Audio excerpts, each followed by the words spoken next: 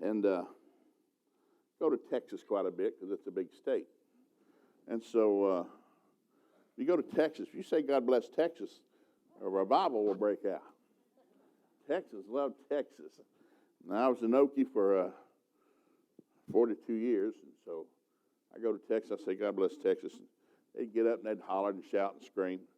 I finally get them to sit back down. So, well, I'm glad you guys love Texas. Now, personally, I'm an Okie. And the greatest thing about being an Okie is whipping a Texan. We like to whip Texas. And that I never got a good response to that, but I'd say it every time. And so I'll share with Pastor, my goal in life when I was working as an engineer was to work for 3 different companies, 4 years each. I had a good boss. He taught me this. Work for 3 different companies, 4 years each. Build your resume up, then you can go anywhere you want to go. Well, I was from East Tennessee, and my in-laws from West Virginia. And I'd visit them quite a bit, and I loved West Virginia. It looks like East Tennessee, got mountains. There's not a level spot in this state, I don't think. And I wanted to retire and go back and live in West Virginia and Tennessee. So that was my goal in life. And so God dealt with me about ministry, and I quit my job, disappointed my parents. My dad thought I was in a cult. He sent the Baptist deacons to my house to get me delivered, but they didn't. And I was just hanging out with full gospel businessmen. They really anything that weird. And so I finally quit my job, sold my house, and moved to the middle of the country to go to Bible school. So I'm back at school again, and didn't take long where we were broke as dirt. Got 3 minimum wage jobs between my wife and I, and we're dropping babies like rainwater out of heaven. I wanted a big family. My dad had 12 brothers and sisters, so did my father-in-law. So when they got married, they just wanted one each. My dad said, look, God made 2 kinds. I want one each, one boy, one girl. So I have no brothers and one sister. And so when I got married, I'm going to change that. We're going to line them up, buddy. We're going to drop them like rainwater because I want somebody to take me to dinner on Sunday. I want somebody to send me on a cruise and buy me a motorhome and a pickup truck. And I told my kids the day they left their mother's room, you owe me. I'm not joking. I've told them, you can ask them. They're adults. They're all out of college, married. I still tell them, you owe me. Good measure, pressed down, shaken together, you owe me. I birthed you and bathed you, taught you how to talk and walk and diagram a sentence, got you a date for the prom, fixed your crooked teeth, got you into college, got you out, paid for your wedding, paid for your honeymoon. And I told them the day of the wedding, I held my hand out at every wedding of all my kids. I held my hand. I said, put your door key in my hand. I said, what? Door key. Put your door key in my hand. I said, don't you ever come back to my house unless I invite you. I'm not making this up. I'm very serious. Don't you ever come back to my house. And I said, if you ever show up at my house and I'm not invited you, I won't open the door. My job, God gave you to me as a gift.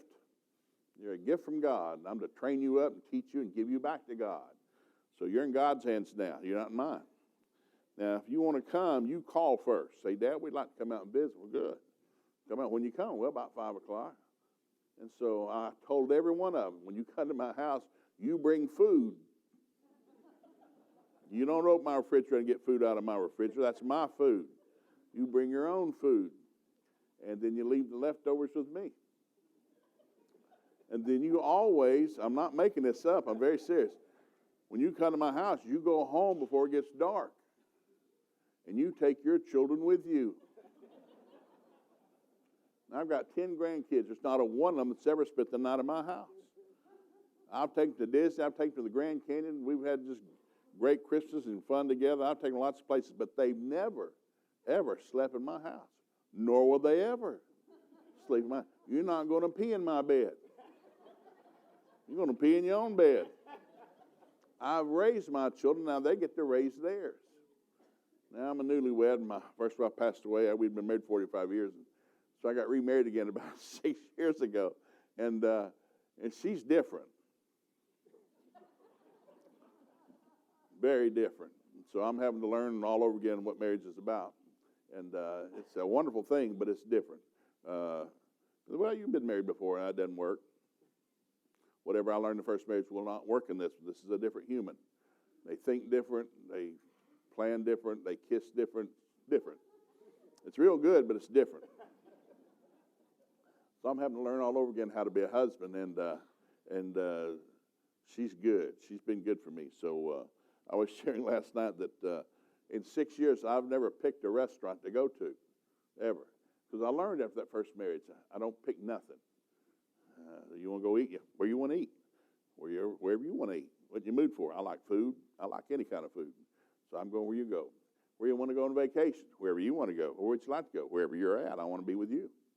So I've never picked a vacation. I've never picked a car. We've owned 3 cars and 2 houses. I've never picked a one. And so we moved to Florida 3 years ago. She said, so we need to sell the house and go to Florida. I got to take care of my mom. Mom had Parkinson's. Well, let's go. Sell the house. Let's go. And so she did. Said, well, we're going to go to Florida. You want to go with me? I said, no. Well, we need to pick out a house. We'll go pick one out. You don't care? I don't care. I don't want to see it until I move in. I don't want to get involved in this thing. I'll mess it up. Really. If you're a husband, you know what I'm talking about. I have no opinion about nothing. I'm here to serve you because a marriage is a covenant. You can't have a covenant unless somebody dies. It's a funeral. A marriage is a funeral.